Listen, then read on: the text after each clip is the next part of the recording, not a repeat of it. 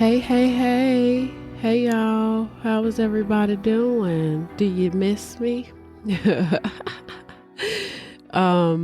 Okay. Hi, how are you? This is a bonus episode and I am post surgery. Can you hear? Do you hear it? Do you hear it? My throat is bone fucking dry, okay? Like, I'm gonna be 100% honest with you. My throat is bone motherfucking dry, okay? I'll talk about this more. I don't have much time on this one. It's also early in the morning. I gotta be at work and I got a doctor's appointment. So I decided to pop this episode out real quick. You know what I mean? You know what I'm saying? So I had a great weekend. Everything was great. Had a long weekend. That's great too. I have been recovering for the past week from my surgery. I got surgery last Tuesday. First day sucked. Second day sucked. Third day kind of sucked, but then it progressively got better. Oh my God, there's so much to this. So what I'll do is I'll save all of that for my my longer episode, because your girl has some issues. Okay. I had issues and they are no longer issues anymore now that I've had this surgery. So that shit is kind of wild. And I feel very grateful, very blessed. I can't even express how much gratitude I have for the results of this surgery. So there's that. I want to take that 2 minutes to put that in the universe. I'm very, very grateful. Okay. So bonus episode. Let's do this shit. Now, what the fuck did I just watch? I just watched for the second time Perfect World, A Deadly Game on Peacock. I'm an NBC baby. Okay. So I do have Peacock. I also get it for free through my cable. I work for NBC as well, but I watched this documentary probably some point during the pandemic, probably 2021, maybe 2020. And I found it absolutely fascinating. And I wanted to do a bonus episode anyway. And I was like, you know what? I should do it on A Perfect World, because I kind of already seen it and I can kind of just regurgitate. I remember a lot about it. So, but I rewatched it just to kind of refresh my memory. And so I want to tell you about it today. And I think you all should check it out, especially if you are, gamers and if you understand this world. This documentary follows a group of gamers of this game titled Perfect World. Perfect World is a multiplayer online game, kind of like Final Fantasy, but it's based in Asian myths and legends and shit. Now, when I was playing games, you could really only go forward and back. And what I mean is sometimes, depending on the level, you couldn't even go back. Like, wasn't no multi-directional, wasn't no up, down, you know what I mean? Like you could jump, okay? You could die, okay? And then you can go forward and back. And then if you know though, Super Mario World, that game on Super Nintendo, growing up as a kid, you do that Bowser episode where you're in the castle and it's like all those fireballs and shit. That game, that level moved. So you would get to a point you could get smashed in the shit. Like, anyway, I'm saying I come from a generation, I ain't used to all of this flexibility. Okay. And I don't play games anymore. I kind of wish I did sometimes, but I don't. But I will tell you, y'all motherfuckers have made games a little too difficult and way too fucking toxic. Like, I don't really have time for how toxic these games are. I've always looked at games as a form of escapism. So let's say hypothetically you're being bullied at school. Okay. You go home, you play Crash Bandicoot. That separates you from that bullying for a little while. Now y'all motherfuckers got chat rooms, y'all talking to each other through remote controls, and I ain't trying to talk to nobody while I'm on no game. If you ain't in the room and you ain't playing the game with me, then why am I talking to you? And the last thing I also need is for a motherfucker to be trolling me. Like, life is hard enough, y'all. Why do y'all make life hard? Why do y'all make life hard? The last fucking thing we needed in gaming is chat rooms. A bunch of grown ass motherfuckers who are too pussy to say some shit to somebody's face in real life, saying a bunch of foul shit over a game. You know what I mean? Like, why are y'all doing that? Why did y'all make games like that? That's stupid. It's stupid. I mean, chat rooms were not even a thing, let alone the internet. I didn't even have, come on now. Like, I'm a millennial. I grew up half in, half out. I am not, I did not grow up with games that were connected to the internet. If it was connected to the internet for anything, by the time we got to like Dreamcast, the later PlayStations and shit, that shit was for updates. Well, I wasn't fucking talking to nobody on that shit. Now, don't get me wrong. I'm not saying there hasn't been a part of the community where people were doing that. I'm not saying that. There's always geeks that can manipulate it. They can make it. They can suit it and make it work for how they want it to work. But that was a small, very, very, very small microcosm of motherfuckers. The average people that were playing games just wanted to play the game. You know, and when I look at gaming, I look at a form of escapism. It's like a movie, except you have more control. I'm not trying to sit up here and talk and argue with a bunch of bitches and hear people calling me all types of names and all types of niggas and shit. And then y'all be racist on that too? Y'all wildin'. Anyway, within Perfect World, gamers have the ability to create their own servers. So one could one was created. And you can kind of like manipulate the characters. You can like, make the characters do whatever you wanted them to do outside of the Perfect World structured system. And so this server was created. It was called Perfect World Void, where a person could just fight the players. Okay, that's normal. That's fine. That's not a problem. Sometimes you don't want to play the storyline. Now apparently this is a message. There was also a message service available, which I'm like, why do we need this? Why do I need to message anybody? I got a phone. Anyway, so people would message each other on this service called Discord. And Discord was so users could communicate with one another. Now, basically, all they would do on this motherfucker is antagonize the shit out of each other, troll each other, use the platform to be racist, sexist, and all the other bunches of is that there fucking are. Now, one day while on the game, a bunch of users get this message from this kid that they know to be a big old dick. He went by the name of Minhas. Now, one user, Nicole, she is also a central character in this documentary. She said that, quote, everything that Minhas says was obscenely fucking racist. It's interesting, too, because a lot of these kids are very self-aware. Like, they understand that they're less cool. They understand that there's, the geeky bunch.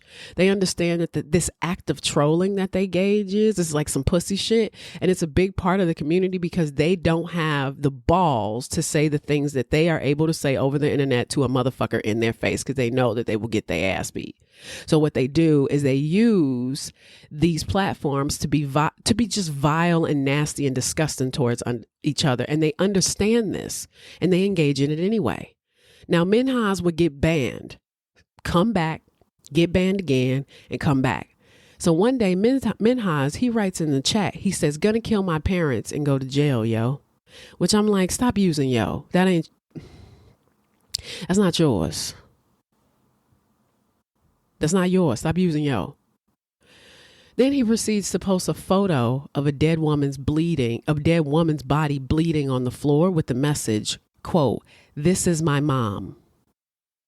I'm going to give you a moment. Yes. Now, of course, they all thought it was a troll because he's a troll. They didn't really know what to think. Then he sends another picture of his grandmother. Now, at this point, the other users are questioning if these pictures are even real. So they do a reverse Google image lookup, which is also a dope feature, by the way, where you can like just take a piece of a photo and you could search it in Google and it will look up the photo to see if there are any other photos online. Now, they were hoping that he just found some gruesome crime scene photo somewhere and is acting like they're his family members because he's an asshole. But nay, they came up with nothing. Nicole, who, by the way, is a criminal justice student, she slips into her role real fast. Now, she and a few other people decide to call the police. But of course, the police are like, who the fuck is this dude? They don't know. They only know his username. So the police kind of like, they don't take them seriously. They think they're being trolled. So what ends up happening is it ends up being a global effort. We talking kids from Romania, Egypt, the US, Belgium, Israel, Costa Rica, all on this site. They tried to get together to figure out who this motherfucker is. So there was this one dude. He went by the name of Junior. He was also a troll and apparently Minhas's only friend. He lived in Costa Rica. Nicole and others ask him, they're like, yo, could you reach out to Minhas? You know what I mean? Because we need to figure out who he is, what the fuck is going on, why is he posting these pictures. We reverse looked this shit up. It looks like this may low key be his family. So what they knew about him, based on his name, they were like, okay, well, he's Bengali. They knew he was from Bangladesh. That was kind of it. And so they reach out to the friend in Costa Rica, Junior, who's also a troll, and apparently Minhaj's only friend. And Nicole and the others, they're like, just do that and let us do this, because we don't have much information, and he seems to only really talk to you for real, for real. So mind you, they don't even know where he's from. They don't have any real ways to identify this man.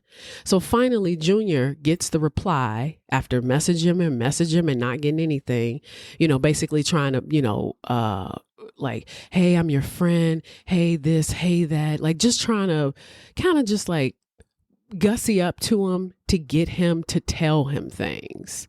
He's like saying things like, I know that, things are hard, right? You know what I mean? Just trying to like therapize. He's like, how can I make him tell me what I need to he's trying to manipulate the situation basically.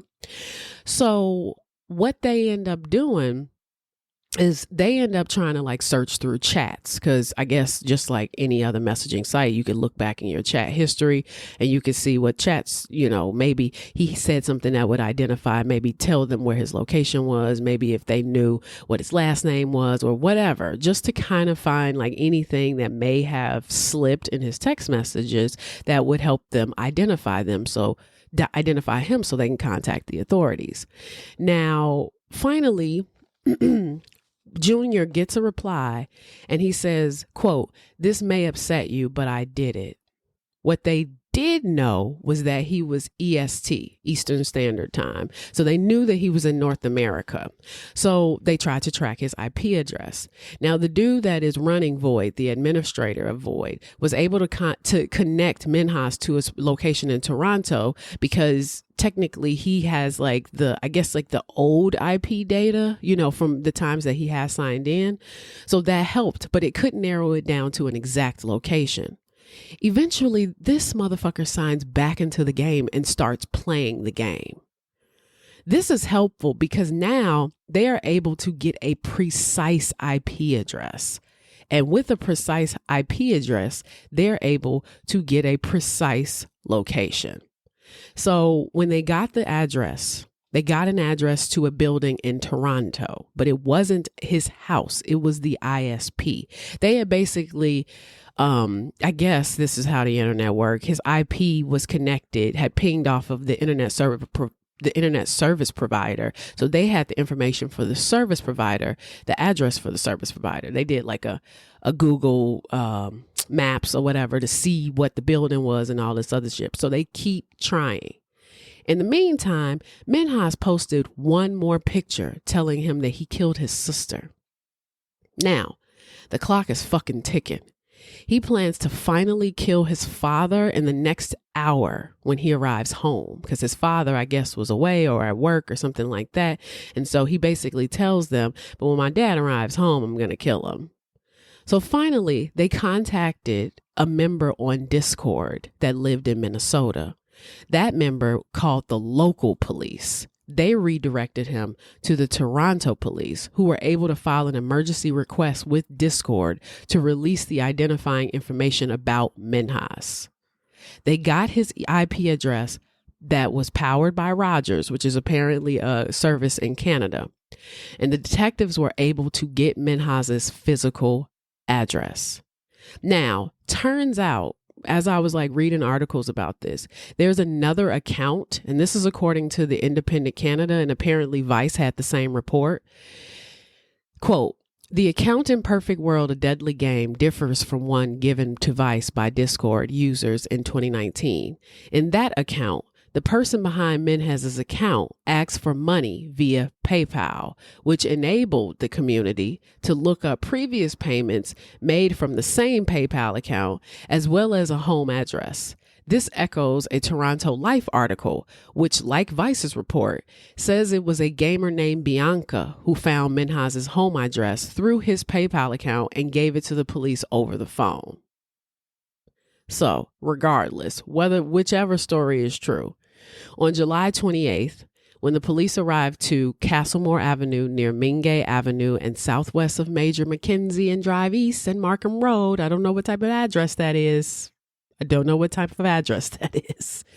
They found Feroza Begum, who was 70, Zaman's grandmother, Maniruz Zaman, his father, who was 59, Melissa Zaman, his sister, who was 21, and Momotaz Begum, his mother. I don't have her age.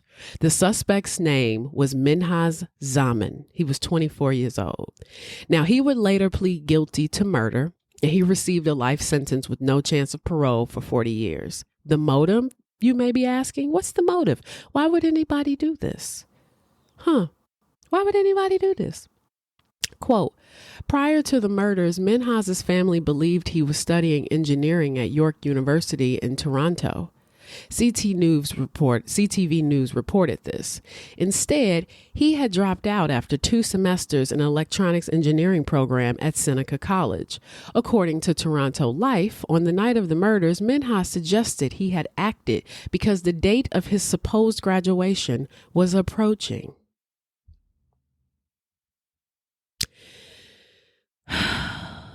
Writing on Discord, it's been my plan for 3 years. Literally told my parents my uni graduation was July 28th. I couldn't have delayed it any longer. He reportedly added, I did this because I don't want my parents to feel the shame of having a son like me, and I am a pathetic coward and a subhuman. Since I am an atheist, I believe there's no afterlife, so I was scared to die, and I wanted them to die, so they didn't suffer knowing how much of a pathetic subhuman I was. It's all very selfish. I'm just pathetic. Well, at least he knows. Well, at least you know. Because, the fact that is a reasonable response to that just goes to fucking show how much stress other cultures feel when it comes to being educated. See, it's easy being Black sometimes because people's expectations of us are so minimal, unless you're African, of course. But their expectations of us is so fucking minimal that half the time the only people that we threaten to disappoint is ourselves. That sounds fucked up, but it's true. I'm not lying. You were so whatever about being a loser, apparently, that you thought that murdering your parents, your sister, your grandmother was a logical step.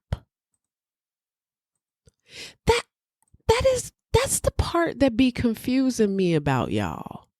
Like, look, I'm arrogant. Whatever. I'm arrogant. I'm not even gonna lie. I tend to think very, very highly of myself. I do. And I think that most people should. The expectation I have on myself is stronger than any expectation that any other human being could truly ever have on me. So when I think about disappointing a motherfucker, I'm usually more concerned about disappointing myself. I was just having this conversation with my therapist, and we were talking about how important it is to truly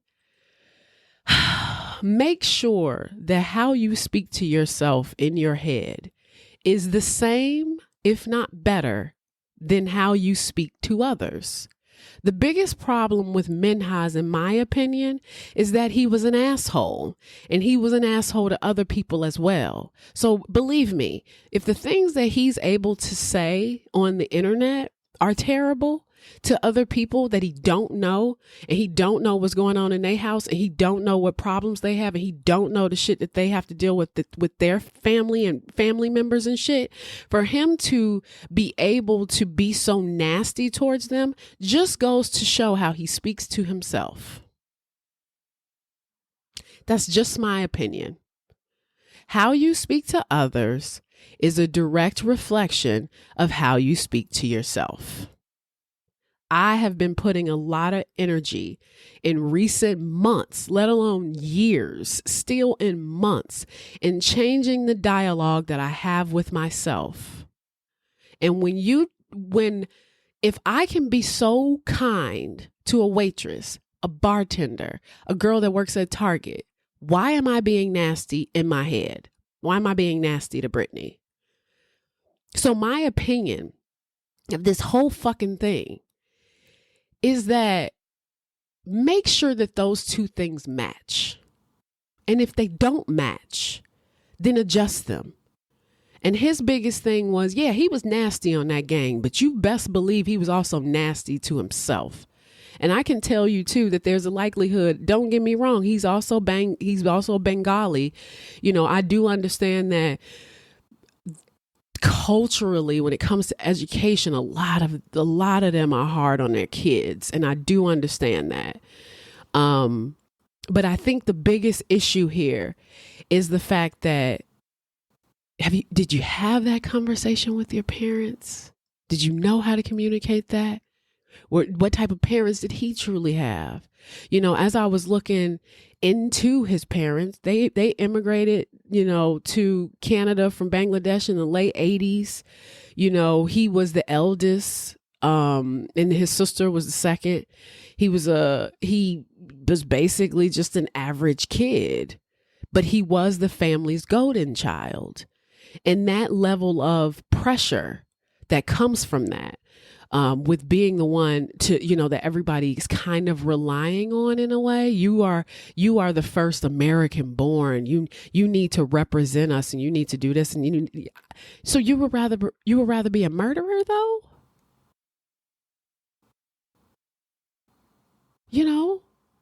You would rather be a murderer. So you can't deal with the shame that you chose to drop out of college, but you can deal with the shame of telling a detective, by the way, I killed 4 of my family members. That's more devastating than not having a college degree on any day.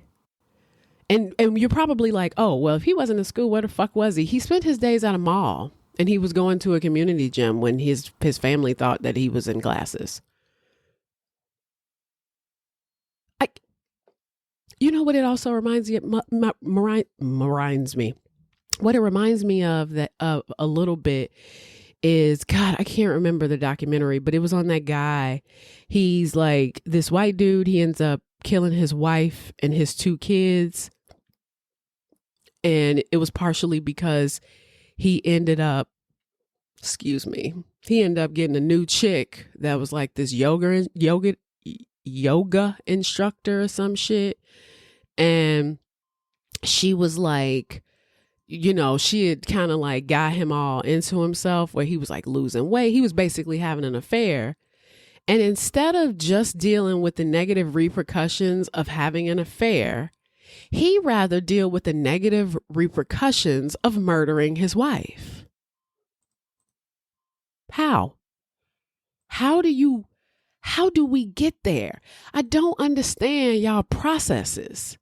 I don't understand how that is the next logical fucking step. I don't understand. So anyway, this is a bonus episode. I did, I don't have much time. I got to go work, but I did want to pop this out real quick. And I honestly, I watched it and I was like, I got to share this. So I hope you all enjoyed this bonus episode on A Perfect Game. Please check it out. It's on Peacock. So if you have motherfucking Xfinity, you should be able to see it. You should be able to see it for free. Because Peacock's available, I think, still for people who, I don't know, I be paying for shit, don't even be knowing for real. So you can't even really take my word for it. But yeah, so I hope you found this educational, and I hope you think about your choices after this, because you motherfuckers be doing the exact opposite of anything that makes sense in my eyes. I don't understand how y'all get to these steps.